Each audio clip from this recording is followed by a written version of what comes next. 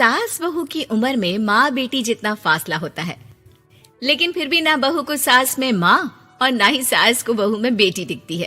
कैसे? ओहो, ये बाल भी ना संभाले नहीं संभलते, इतने लंबे और काले। देखने वाले तो कहते हैं कि बहू सास और सास बहू लगती है। कौन है ये लोग माँ जी? मुझे तो नहीं दिखते जिस सास को बहू समझ रहे हैं। अरे चल छोड़ ना, जा चाय लेकर आ जा और किचन में मेहंदी भिगा देना।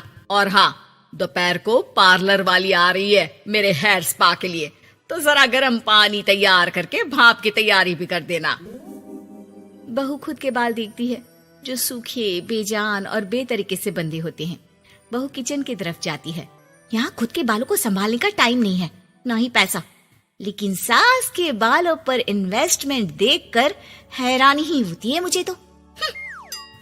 दोपहर को पार्लर वाली सास के बालों को देखकर बोल पड़ती है, ओहो, ये कैसे बाल कर लिए आपने? 2 हफ्ते से मुझे बुलाया नहीं ना, तभी। अरे वो बहू के कारण।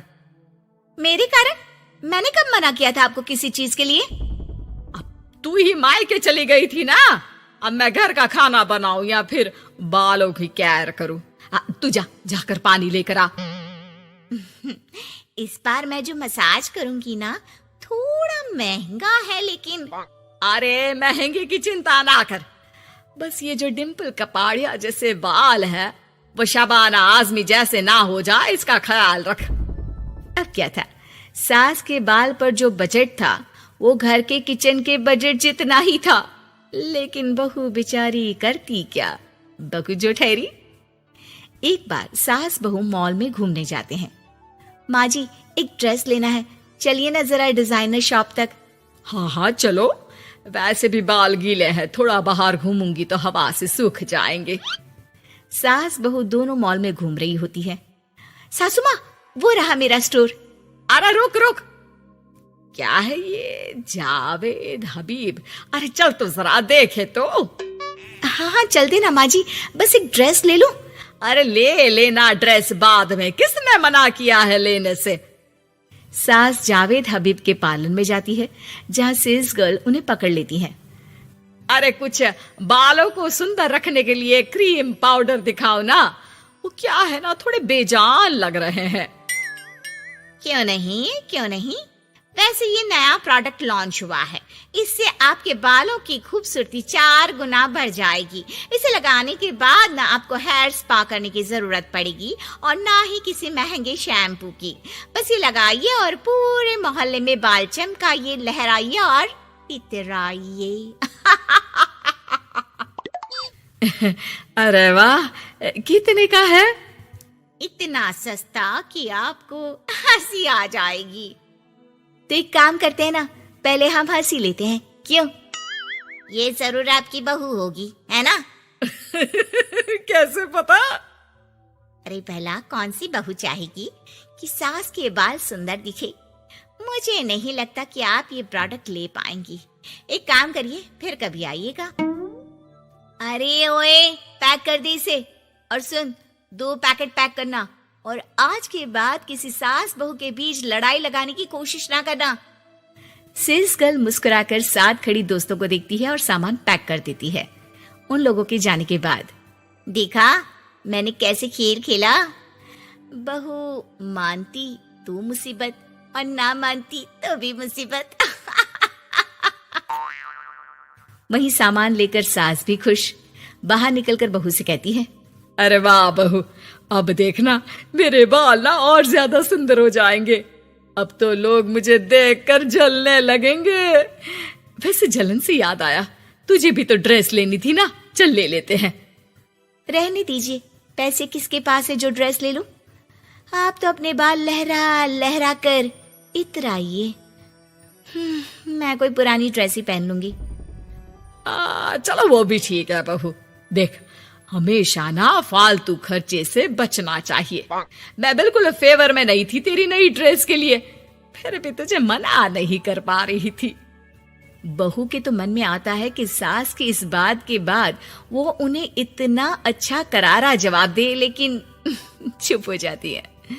सास का बालों को लहराना और इतराना यूं ही चल रहा था। एक दिन, माँ जी, न जाने क्यों चक्कर आ रहा है, लगता नहीं कि मैं काम कर पाऊंगी, मैं अपने कमरे में आराम करने जा रही हूँ। थोड़ी देर बाद पति भी आ जाता है। माँ, शिखा को कहीं देखा क्या? आज बहुत दिनों बाद घर की रसोई से इतनी अच्छी खुशबू आ रही है। मन तो कर रहा है कि बिना चेंज किए ही खाना खाने बैठ जाऊं। अरे बेटा, खाना आज मैंने बनाया है तो घर तो महकेगा ही। तेरी बीबी बीमार बैठी है। पति हैरान होकर पत्नी के कमरे में जाता है, जहां वो आराम से तानपुरा का शो देख रही थी। अरे, माँ ने तो बताया कि तुम ठीक नहीं हो, पेट में दर्द है। अरे नहीं, वो ना मेरा फेवरेट म्यूजिक शो आने वाला था। अब माँ की तो आदत पता है ना, ये बना दो, वो बना दो, ये दे दो, वो दे दो, तो बस मैंने बहाना बना लिया। पति बीवी की बात पर मुस्कुराता है और वहां से चला जाता है। दरअसल शिखा को म्यूजिक का बड़ा शौक था और उसके पसंदीदा संगीतकार उसके शहर में थे और संगीत की क्लास लेने वाले थे। अरे देखो देखो, ये धनवानी महाराज हमारे शहर में है, और तो और ये यहाँ सबको संगीत सिखाने के लिए आए हैं। मैं भी इनकी क्लास ज्वाइन करूंगी, कल जाकर पता करती हूँ। सास और पति भी शिखा की बात पर खुश हो जाते हैं, लेकिन अगले रोज जब शिखा वहां से वापस आती है तो उसका मुंह उतरा होता है। अरे क्या हो गया? तेरी शक्ल देखकर क्या उन लोगों ने तुझे लेने से मना कर दिया? पहली बार बहू सास के ताने का कोई जवाब नहीं देती और चुपचाप जाकर कमरे में बैठ जाती है, जहां पति कहता है, अरे क्या हो गया मेरी अनारकली, क्यों मुंह लटका रखा है? अरे कुछ नहीं, बस ऐसे ही। सास कमरे के बाहर जाकर खड़ी हो जाती है। अरे मुझे तो बताओ, क्या हो गया? शिखा रोने लगती है और रोते रोते बताती है कि वो लोग 1 लाख रुपए में कोर्स करा रहे, मैं इतने पैसे कहाँ से लाऊं? पति भी चुप हो जाता है, क्योंकि वो जानता है कि इतने पैसे का तो वो भी इंतजाम नहीं कर पाएगा। देखिए ना, कैसे अपनी कला को बेच रहे हैं, लेकिन गलत भी क्या है, नामी गिरामी है। अरे कोई बात नहीं शिखा, मैं कोशिश करता हूँ किसी से उधार लेने की। जब कोर्स करके तुम खुद की क्लास खोलना, उससे जो पैसे आएंगे उससे फीस भर देना। पति कई लोगों से बात करता है, लेकिन उसे कहीं से पैसे नहीं मिलते। शाम को मुंह लटकाकर पति घर आता है। मैंने काफी कोशिश की, लेकिन कहीं इंतजाम नहीं हुआ। अरे कोई बात नहीं, मैं भी ना क्या करूंगी म्यूजिक सीखकर। वैसे भी कल आखिरी दिन है पैसे जमा करने के लिए, अब इतनी जल्दी कहाँ से आने वाला है पैसा। लेकिन अगले दिन, बहू ये ले पैसे, जाकर अपना नाम लिखवा दे संगीत की क्लास के लिए। बहू इतना सारा पैसा देखकर दंग रह जाती है। अरे माँ जी, आप कहाँ गई थी अभी, और ये इतने सारे पैसे कहाँ से आए? सास मुस्कुराकर पीछे मुड़ती है और बहू को अपने सर के बाल दिखाती है, जो अब छोटे छोटे होते हैं। मैंने ना अपने बाल उस विदेशी कंपनी को बेच दिए, जो बाल के बदले में पैसे देती है। अब मेरे बाल थे ही इतने सुंदर के 1 लाख मिल गए, वरना तेरे बालों का तो कोई 500 भी ना दे।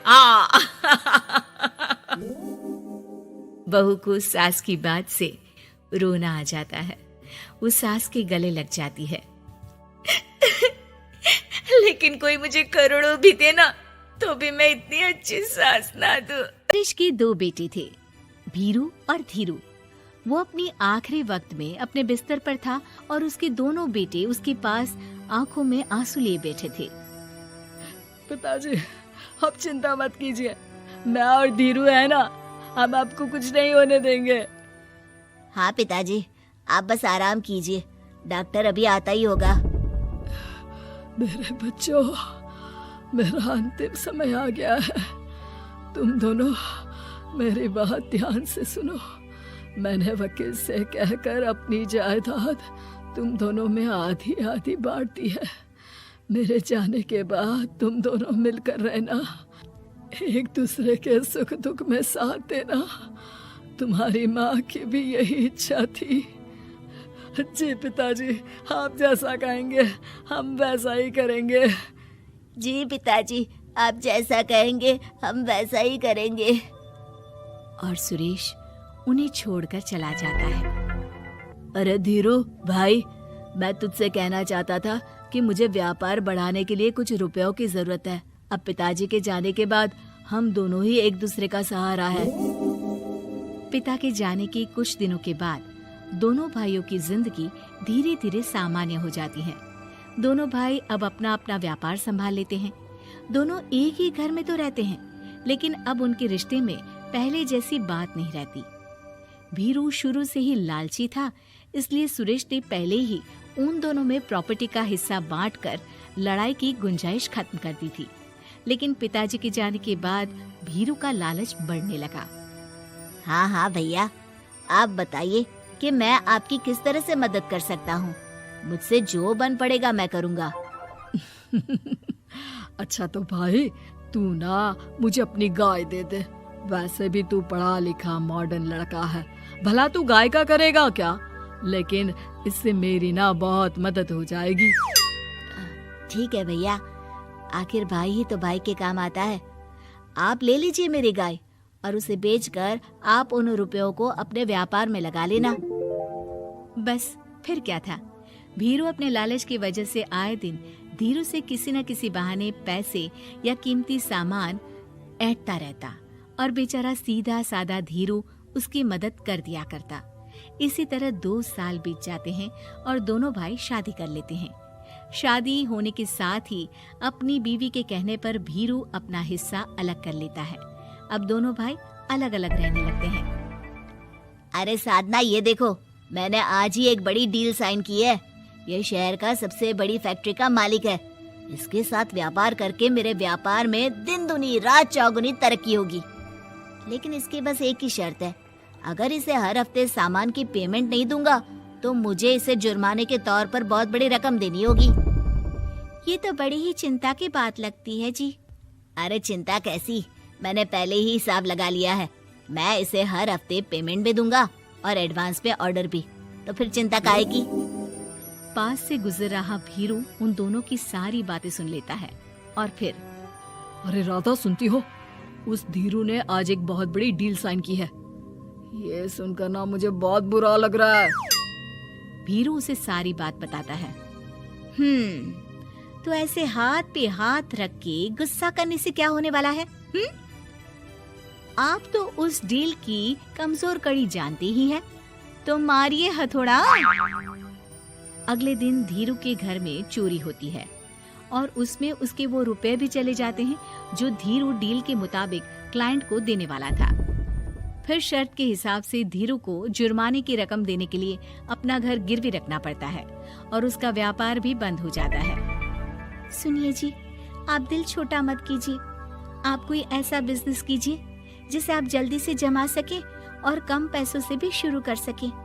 आप फल सब्जियों का व्यापार शुरू कीजिए। तुम ठीक कहती हो, मैं कल से ही मंडी जाकर सब जानकारी लेकर आता हूँ। उधर भीरू और राधा धीरू की बर्बादी की खुशियां मनाने में लग जाते हैं और इधर धीरू खूब मेहनत करके फिर से अपनी आर्थिक हालात पटरी पर ले आता है। लेकिन फिर एक दिन, अजी सुनती हो, तुम यहाँ पर उसके बर्बाद होने की गलतफहमी में खुश हुए जा रहे थे और तुम्हारे भाई का फल सब्जियों का व्यापार बड़ा अच्छा चल निकला है। मैं अभी बाजार में उसकी दुकान देख कर आ रही हूँ। अरे भीड़ लगी हुई थी वहाँ तो फिर जल्दी से अपने खुराफाती दिमाग से कोई आइडिया निकालो इस मुसीबत का। आइडिया तो बहुत अच्छा है मेरे दिमाग में। अपने भाई से कह के इसके गोदाम में चूहे डलवा दूंगी, फिर देखना नजारा। राधा की चालाकी से धीरू का ये काम भी ठप हो जाता है। अब धीरू और उसकी पत्नी के लिए उधार पर जीने के अलावा कुछ नहीं बचा था। बेचारा ईमानदार धीरू अपने भाई भाभी की चालाकी की वजह से बहुत बुरे दिन काट रहा था। मैं तो बिल्कुल बर्बाद हो गया साधना। पिताजी का दिया हुआ अच्छा खासा बिजनेस संभाल रहा था, लेकिन मेरी किस्मत ने मुझे यहाँ लाकर खड़ा कर दिया। अब तो खाने के भी लाले पड़ रहे हैं। कोई नौकरी भी इतनी आसानी से नहीं मिल रही। मुझे माफ कर दो, मेरे साथ रहकर तुम्हें भी ये दिन देखने पड़ रहे हैं। देखिए जी, आप दिल छोटा मत कीजिए। भगवान कोई ना कोई रास्ता जरूर खोल देगा हमारे लिए। और मेरे दिमाग में तो एक अच्छा आइडिया आ भी गया। मैं बचपन से ही अपनी दादी, नानी और माँ को एक खास तरह का अचार बनाती देखती आई हूँ। वो अचार जितना टेस्टी होता है उतना ही उसे बनाना मुश्किल भी, लेकिन एक बार बन जाने पर वो जल्दी खराब भी नहीं होता जी। वो अचार सिर्फ हमारे ही गांव में बनता था, जिसे खरीदने के लिए दूर दूर से लोग आते थे। मैं सोचती हूँ वही अचार बनाने का काम हम शुरू करें तो। मैं बनाया करूँगी और आप उसे मार्केट में बेच आया करना। साधना, तुम्हारी बातों से मेरे मन में उम्मीद जाग उठी है, लेकिन ये सब काम शुरू करने के लिए रुपए कहाँ से आएंगे? ए जी, मेरी ये कंगन किस दिन काम आएंगी? आप इन्हें गिरवी रखवा लो और जब पैसे आ जाए तो इन्हें छुड़वा लेना। साधना बाजार जाकर अचार बनाने का सामान लेकर आती है। फिर घर आकर सारे खिड़की दरवाजे बंद करके अचार बनाती है और धीरू उस अचार को पैक करने में साधना की मदद करता है और अगले दिन बाजार में बेच भी आता है। शुरू में सिर्फ 10 बोतल अचार ही बन पाता है, लेकिन उसे बेचकर हुए मुनाफे से अचार की बोतलें 10 से 50 और फिर 1000 और 10,000 हो जाती है। अब धीरू को अपने काम में मदद के लिए कुछ लोगों को भी काम पे रखना पड़ता है, लेकिन अचार अब भी साधना ही बनाती है और अपनी रेसिपी का सीक्रेट बनाए रखती है। अब देखते ही देखते धीरू साधना ब्रांड अचार आसपास के कई शहरों में मशहूर हो जाता है और धीरू के दिन एक बार फिर बदलते हैं। धीरू के पास अब भीरू से दुगना बड़ा घर, गाड़ी, धन, अचार की कई फैक्ट्रीज और नौकर चाकर होते हैं। धीरू की इतनी तरक्की देखकर भीरू और राधा बुरी तरह से जल भुन जाते हैं, लेकिन अब उनके खिलाफ उनकी कोई चाल कामयाब नहीं होती। सुनिए जी, मैं ना कहती थी कि आप हिम्मत रखिए, एक दिन भगवान हमारे रास्ते जरूर खोल देगा। और देखिए जी, आज हम कहां से कहां आ गए। ये सब तुम्हारे फौलाद जैसे मजबूत मन की वजह से हो पाया है साधना, वरना एक समय मैं तो हिम्मत ही हार चुका था। तुमने न सिर्फ मेरा हौसला बढ़ाया बल्कि बिजनेस में मेरा साथ भी दिया। जहाँ एक तरफ धीरू और साधना अपनी मेहनत और हौसले से बहुत तरक्की कर चुके थे, वहीं दूसरी तरफ भीरू और राधा के लालच और धोखेबाजी की वजह से वो इनकम टैक्स वालों की नजरों में आ चुके थे। भीरू के एक घर पर इनकम टैक्स वालों का छापा पड़ता है और भीरू को काला धन जमा करने के आरोप में जेल जाना पड़ता है।